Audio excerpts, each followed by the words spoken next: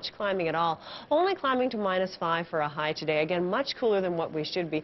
We actually are hovering around the average overnight low as opposed to the high for today. If you look across the province, things are pretty much the same. We've got lots of cloud cover. Snow through the middle part of the province, and really temperatures well below average right across the province. So as you can see, -3 up in the northern part of the province at Edmonton, Red Deer and Banff. We have another -3 in Lethbridge, -2 in Medicine Hat for a high today, -1 in Drumheller, and here in Calgary, only climbing to -5. That is your weather picture. Now over to Tara and hockey legend CassieCampbell BTCalgary. Well, imagine this. The Okotoks Oilers Novice B girls team received a fantastic surprise yesterday when this lady, two-time Olympic gold medalist, former Team Canada captain CassieCampbell BTCalgary, showed up at their practice session, a moment that they likely won't forget anytime soon, and Cassie won't either. Good morning. Nice to see you. It's so good to see you. Be back again. Yes. Yeah, I'm going for the casual look this morning. Okay, well, you're Yes. Coach Cassie this morning. Yes, yep. This Okay. is what you look like on the ice, yep. So explain to me what happened yesterday. Well, yeah, I drove down to Okotoks last night and surprised the Okotoks Oilers Novice B girls team. They were the first ones to sign up for Scotiabank Girls Hockey Fest this year, which is November 4th at the Saddle Dome. And, you know, they were 3 when I finished playing these girls. They're 9 now, but they were 3 at the time. And so they probably had no idea who I was, but actually they had done some projects. Their coach got them to do a project on me, so they actually knew my favorite color and all those types of things. What's your favorite color? Purple. Ah. And you're wearing purple? Oh, well, I And guess I must have known too. we just had a great time, and they were excited, and the parents were all in the dressing room, and they thought they were shooting a video for some other Scotiabank initiative, and lo and behold, I walked in, and there I am with the kids, and I'm amazed, you know, just when I was that age, there was maybe 5 of us on the ice. That's all we could get. Now there's, you know, 25 kids for a team, so it's pretty amazing. Well, I mean, obviously, you know, you are working your hardest to make sure that hockey is accessible for girls now, and the field is completely changing, and as you said, different than when it was when you were growing up. Talk about what these girls get to experience, maybe that you didn't.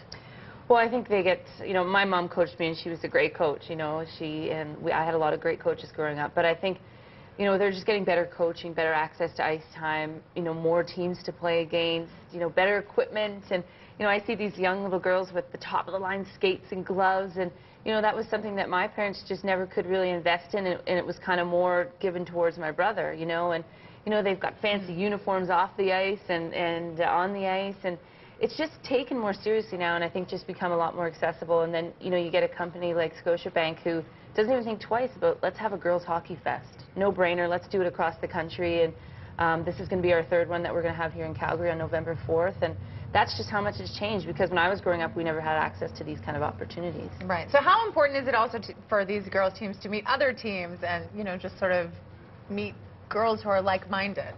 Well, for me, growing up, it was my legend was Paul Coffey. I loved Paul Coffey, but, you know, he was a guy and I was a girl, and, you know, there wasn't going to be a chance where I could play in the NHL. And so I think just to have a female role model that they can look up to, and who has gone through sort of those similar things that you go through as a kid, and being a girl, and, you know, having someone who has also been told girls shouldn't play hockey. You know, little kids even now are still being told that. And so that was one thing I talked to the girls about last night is, of course you should play hockey. You're a girl. You know, that's kind of normal now. And so just having those types of relationships, I think, is important. What other questions do they have for you? What do they want to know, other than what's your favorite color? You know, do you have a pet? You know, they're just out there having fun, and nothing specific towards hockey, really. Just wanted to get the chance to know me a little bit more personally. And, you know, we were just goofing around on the ice, and we were racing, and they were chasing me and doing different things. And but, you know, they just want to be silly. You know, and at that age, they should be silly, too. I can't let you go without asking you your thoughts on the lockout, Cassie. Yeah, that's okay. I mean, not only are the players locked out, but you're not doing your regular gig on Hockey Night in Canada. This affects, you know, a lot of people. What do you think about all this? Well, to be honest with you, I think if you're not in the room, you really don't know what's going on. And, you know, we're hearing a lot of things that the NHLPA asked for a meeting, and the NHL is now saying no. And I think a lot of that stuff is part of the negotiation. You know, a lot of that talking via the media is part of the negotiation. So I think unless you're in that room, you really don't know. I still see a deal happening, you know, so that we can play a season at the end of November. I don't think we're going to have 82 games, but I definitely see us having a season. Well, I hope you're right. But hockey is strong regardless. The Scotiabank Girls Hockey Fest, Sunday, November 4th at the Scotiabank Saddle Dome. And we'll have more information at breakfasttelevision.ca. And this is so great you're doing it. This is so fun. It's one of my favorite things, and my former teammate Sammy Jo Small is coming in as well. Amazing. So, yeah. Will you please keep coming back every 2 weeks? I would. I'd love it. Yeah, as long as you don't mind me showing up like this every once in a while, it'd be good. You can wear pajamas, my friend. Okay, You're that'd welcome be on good. Breakfast Television anytime. We're talking more hockey this morning. Some of the hitmen are going to come by. Goaltender Chris Drieger coming by. Also, Stephen Brunt chatting about his brand new book, 100 Grey Cups. Yeah, 100 years strong. This is our game. All still to come on Breakfast Television.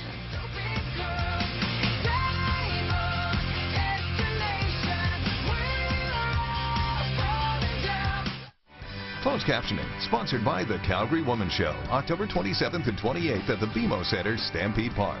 Visit CalgaryWomanShow.com. I think I want a cheeseburger with bacon and portobello mushrooms. Have you had lunch yet? No. That's the power of Wendy's new